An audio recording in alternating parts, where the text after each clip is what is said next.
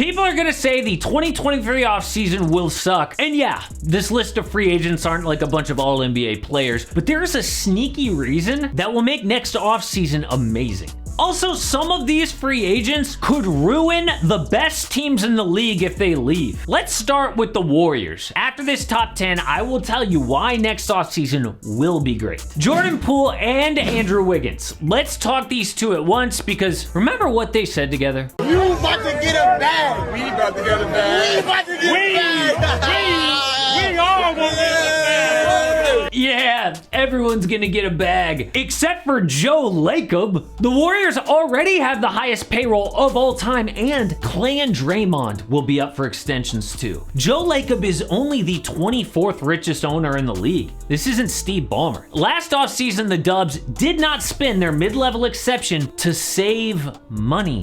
So this dude does have a limit. How high will he go? 400 million, 500 million? Somebody on this team will take a pay cut, but not Andrew Wiggins. A report says he won't take anything less than the max. In the first round, we thought Jordan Poole would get the max, but he came back down to earth. I think the plan for both guys is to let them play out this next season. If they continue to dominate, all right, give them a bag. Now the risk is that Poole will be restricted so another team could swoop in with a big offer that they would have to match, but there is a world where Clay, Draymond, Poole, and Wiggins all want to get paid, and somebody has to leave to get their money. But I have two solutions for the Warriors at the end of this video. Next, LeBron James. If LeBron doesn't sign his extension starting August 4th, he could be a free agent. Maybe he wants to play with Bronny if he enters the league, or maybe this is all about leverage. I could see LeBron telling LA, if you trade Russ, I will sign this extension. If not, I could leave. LeBron's always been a fan of short contracts because it keeps the pressure on his team to improve. The risk of him being a free agent is a huge storyline.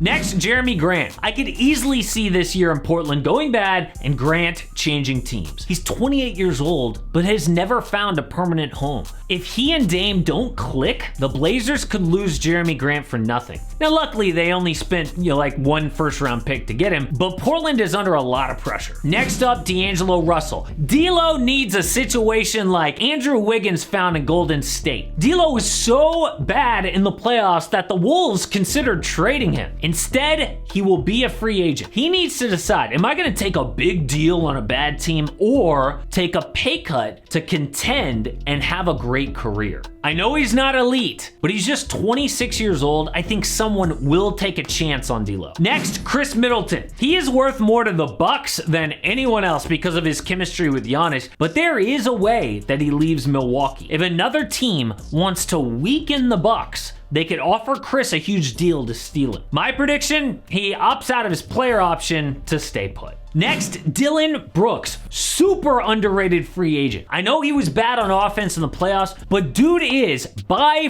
far the Grizzlies' best defender. Problem is, defense doesn't usually get you paid, but if Memphis lowballs Brooks, they could lose him, which would be horrible. He is important to their culture, and John needs all the defense he can get. Teams like the Celtics already have their eye on Brooks. I wouldn't be surprised if he leaves Memphis. Next, Myles Turner. I am baffled that the Pacers haven't already traded him. Do you remember what he said last year? It's clear I'm not valued as anything more than a glorified role player here, and I want something more. Well, good news, Myles Turner, because only really crappy teams have cap space next year, and you could be the man there. Now, I will break down who's gonna have money in the summer, but Turner's got a lot to prove.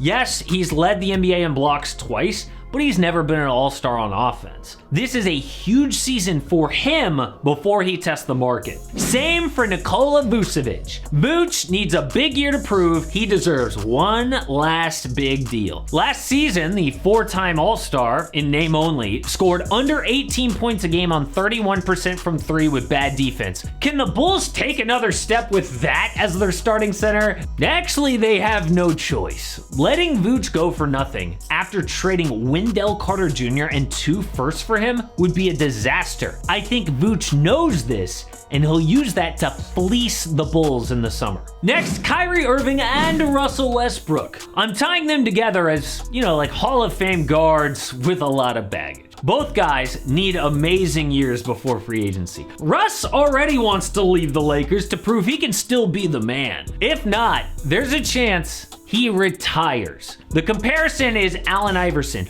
who chose to quit basketball rather than coming off the bench. Kyrie is still in his prime, but nobody wants him. These are the two most interesting free agents next year. Free agency kind of sucks, but that's why I love next offseason. The best teams are gonna realize the only way to improve is with a trade. It's like this summer, the best free agents were like Bradley Beal, Zach LaVine, James Harden. They all re-signed, which gave us huge deals like the Rudy Gobert, the DeJounte Murray trades. Teams will be that desperate next summer to get a deal done, so I'm keeping an eye on who could get traded next year. Damian Lillard, an obvious choice if the Blazers get off to a bad start. Donovan Mitchell is an obvious choice, being unhappy on a rebuilding team. Julius Randle could be the only way for New York to improve after signing Jalen Brunson and building around RJ Barrett. Basically any good player on like a fake contender. But there are only 7 teams that I am sure are gonna have cap space next summer to sign free agents. The Rockets, the Spurs, the Pistons, the Pacers, the Magic, the Thunder, and the Jazz.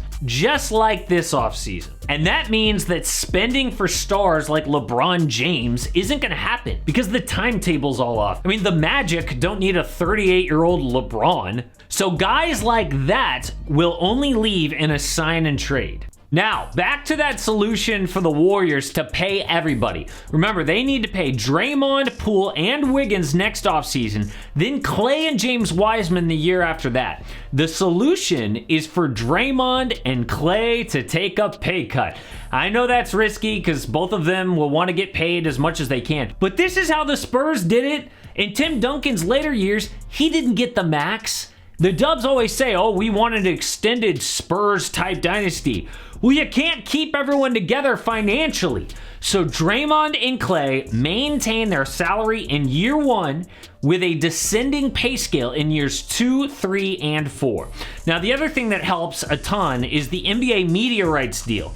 Back in 2016, you remember the salary cap spiked. It's what allowed the Warriors to get Kevin Durant because the NBA sold their TV rights. Well, that happens again in 2025. It's gonna give Joe Lacob and the other owners a lot more wiggle room below the luxury tax and make all these big deals more manageable. Yes, we might not see Kenny, Charles, and Shaq on TV anymore, which sucks, but NBA teams will have a much higher budget to pay everyone. Speaking of contenders who might not actually contend, the Phoenix Suns ruined their franchise when they signed DeAndre Ayton to that max deal. I made an entire video about it here. Check it out.